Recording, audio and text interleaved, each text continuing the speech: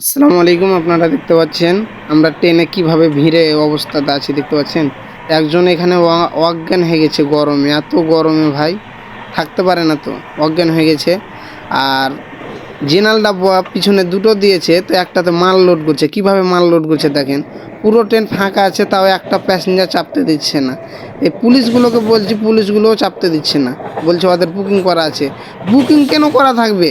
General বগি এটা বিদেশে ভাইদের জন্য করা হয়েছে, তো জেনারেল বগিতে কেন মাল চড়াবে? দেখছেন ভাইটার কি অবস্থা।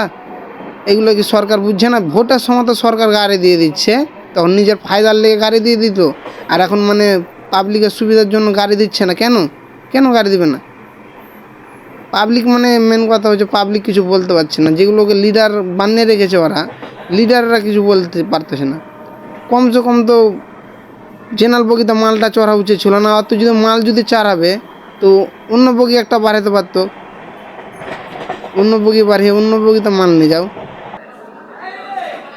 দেখেন কিভাবে মাল চড়াচ্ছে, এইভাবে মাল চড়াটা দরকার তাদের। দেখেন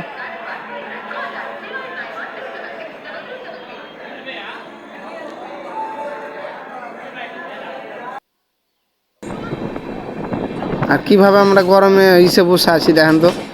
গেটের মুখে বসে সারা দিন সারা রাত পার করে দিলাম গেটের মুখে বসে, কত কষ্টতে যাচ্ছি, এগুলো কেউ দেখে না। আর ভোটের সময়তে ভোটের জন্য গাড়ি দিয়ে দিচ্ছে। তাই ভিডিওটা যদি একটুকু ভালো লেগে থাকে তো দয়া করে শেয়ার করবেন, শেয়ার করে কমেন্ট বক্সে জানাবেন ভিডিওটা কেমন হচ্ছে। গাড়ি আসছে, গাড়ি।